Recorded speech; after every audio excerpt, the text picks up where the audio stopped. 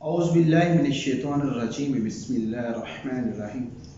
دین کو سیکھنے اور آخرت کو بہتر بنانے کے لیے میں آپ لوگوں کی خدمت میں ایک نئی ویڈیو لے کر حاضر ہوا ہوں۔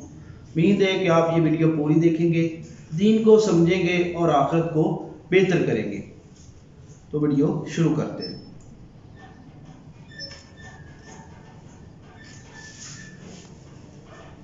قبر رسول سا ہے ہی کوئی نہیں، تیرے مزار تے شہ ہی کوئی نہیں۔ صحیح مسلم میں حدیث ہے، نبی علیہ السلام نے اپنی وفات سے 5 دن پہلے کہا، آپ علیہ السلام نے فرمایا خبردار میں تمہیں ڈراتا ہوں اس بات سے کہ اگلے لوگوں میں سے جب انبیاء یا نیک بندے فوت ہو جاتے تھے لوگ اس کی قبروں پہ سجدے شروع کر دیتے تھے، یہ کام تم نہ کرنا۔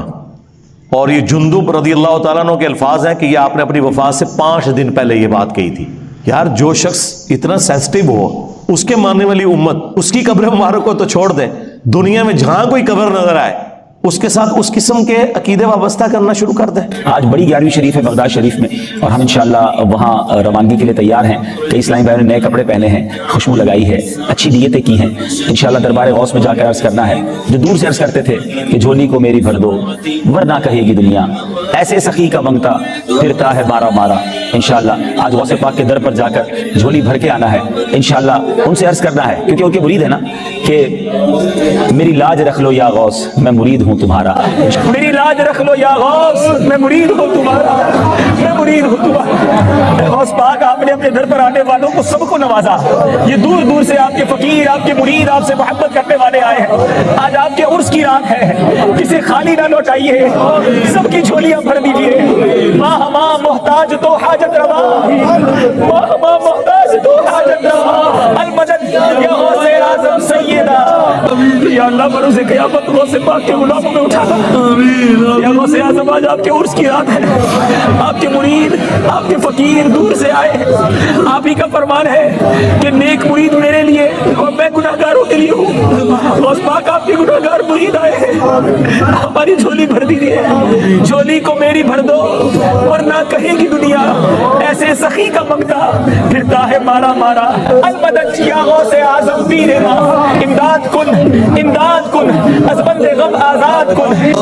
یا خواجہ تیری جھولی بھر دو، یا خواجہ تیری جھولی بھر دو، یا خواجہ میری جھولی بھر دو، یا خواجہ میری جھولی بھر دو، یا خواجہ میری جھولی بھر دو، یا خواجہ میری جھولی بھر دو، یا خواجہ میری جھولی بھر دو، جھولی بھر دو، جھولی بھر دو، جھولی بھر دو، جھولی بھر دو، جھولی بھر دو، جھولی بھر دو، یا خواجہ میری جھولی بھر دو۔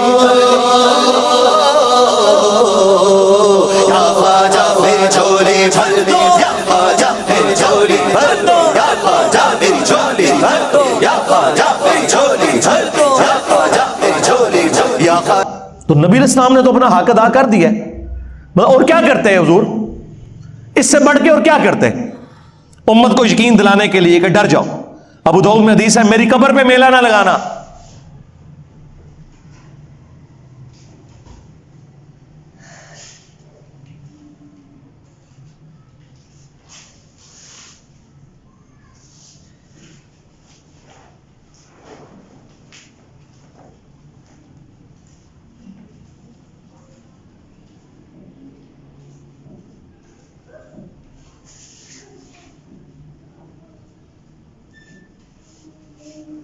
دنیا کے کسی بھی حصے میں تم ہوگے، اللہ تعالیٰ تمہارا درود میرے تک پہنچا دے گا۔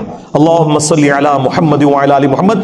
درود پڑھنے کے لیے بھی میلہ نہ لگانا۔ ویسے تو درود پڑھنا، وہاں پہ سلام عرض کرنا، اس پلانٹ ارتھ کی سب سے بڑی نیکی نفلی عبادات میں اگر کوئی ہے تو قبر رسول کی حاضری ہے، لیکن حضور نے کہا وہاں پہ بھی میلہ نہیں لگانا، بس سلام عرض کرو اور چلے جاؤ۔ رسول اللہ نے اپنی قبر کے بارے میں فرمایا ہے، مسند احمد میں حدیث ہے، اللہم لا تجعل قبری وثنا یعبد، اے اللہ میری قبر کو وہ بت نہ بننے دینا کہ لوگ اس کی عبادت شروع کر دیں۔ رسول اللہ نے اپنی قبر کو بت کہہ دیا۔ ہمارے لیے تو اس پلانٹ ارتھ پہ رسول اللہ کی قبر مبارک سے زیادہ کوئی عزت اور احترام والی جگہ نہیں ہے، کوئی دنیا کی قبر اس کا مقابلہ نہیں کرتی، لیکن نبی علیہ السلام فرما رہے ہیں اگر اس کے ساتھ بھی کوئی عقیدہ منسوب کرو گے تو وہ شرکی عقیدہ ہے۔ اسی لیے بخاری اور مسلم دونوں میں حدیث ہے، سیدہ عائشہ سلام اللہ علیہا ہماری ماں کہتی ہیں کہ نبی علیہ السلام کے آخری دن چل رہے تھے بیماری کے، وفات سے کچھ عرصہ پہلے آپ کو جب تکلیف ہوتی تو آپ اپنے چہرہ مبارک سے چادر کو ہٹاتے اور بار بار ایک جملہ بولتے ہیں، لعن اللہ الیہود والنصارى اتخذوا قبور انبیائہم مساجدہ، اللہ کی لعنت ہو یہود و نصارہ پر جنہوں نے اپنے نبیوں کی قبروں کو سجدہ گاہ بنا لیا تھا۔ اور اما عائشہ کے آگے الفاظ ہیں بخاری مسلم میں کہ اگر ہمیں یہ ڈر نہ ہوتا کہ لوگ رسول اللہ کی قبر پہ سجدے شروع کر دیں گے تو ہم رسول اللہ کی قبر کو زیارت کے لیے اوپن کر دیتے، یعنی میں اپنے حجرے کی دیوار گرا دیتی، جب جس کا دل کرے وہ قبر رسول پہ حاضر ہوتا۔ لیکن ہمیں ڈر تھا کہ رسول اللہ ہمیں ڈرا رہے تھے۔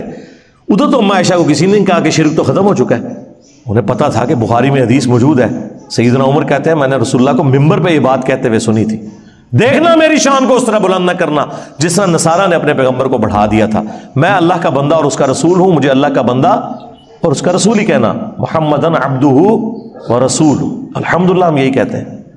اور اما عائشہ دیکھیں وہ کہہ رہی ہیں اگر یہ ڈر نہ ہوتا کہ لوگ سجدے شروع کر دیں گے ہم رسول اللہ کی قبر مبارک کو زیارت کے لیے اوپن چھوڑ دیتے۔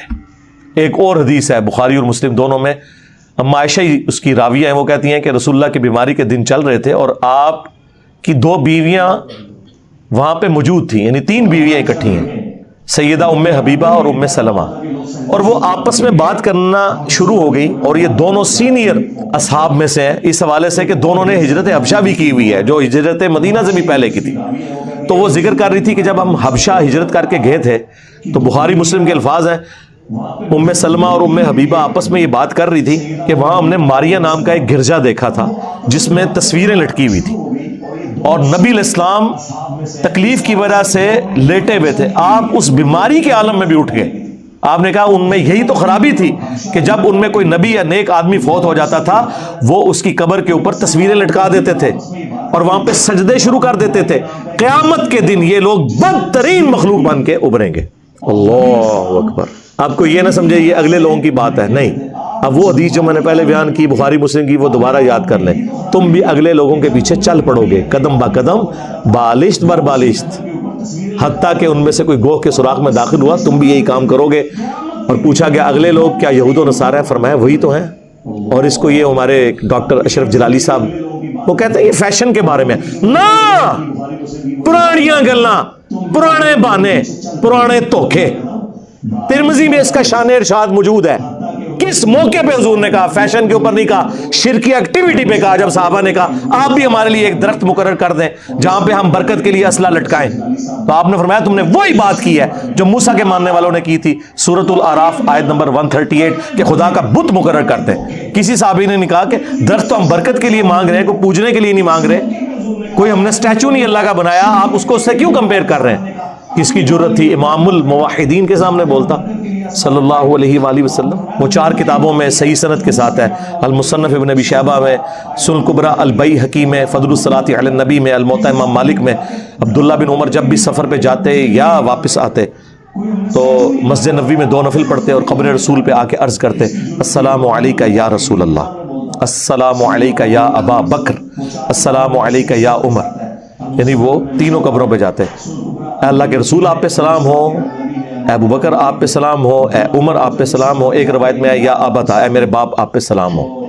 تو وہ اپنی جگہ وہ فضیلت ہے قبر رسول کی حاضری، کوئی شک نہیں ہے، لیکن اس قبر کے ساتھ اس طرح کے عقیدے وابستہ کرنا، آپ مجھے بتائیں اگر قبر رسول کا یہ سٹیٹس ہے کہ آپ نے کوئی عقیدہ وابستہ نہیں کرنا، باقی قبریں تو شاہی کوئی نہیں، اے جملہ ہر جگہ فٹ ہونا جے کہ میرے نبی سا ہے ہی کوئی نہیں، تیرے بابے تھے شاہی کوئی نہیں، قبر رسول سا ہے ہی کوئی نہیں، تیرے مزار تھے شاہی کوئی نہیں، ٹھیک ہے کہ نہیں؟ ہر جگہ یہ فٹ ہوتی ہے بات۔ تو نبی علیہ السلام کے ساتھ اپنا رشتہ مضبوط کریں جنہوں نے آپ کے کام آنا ہے قیامت کے دن انشاءاللہ تعالی۔ شفاعت کے ہم نے حقدار ہونا ہے اگر نبی علیہ السلام کی سچی پیروی کی۔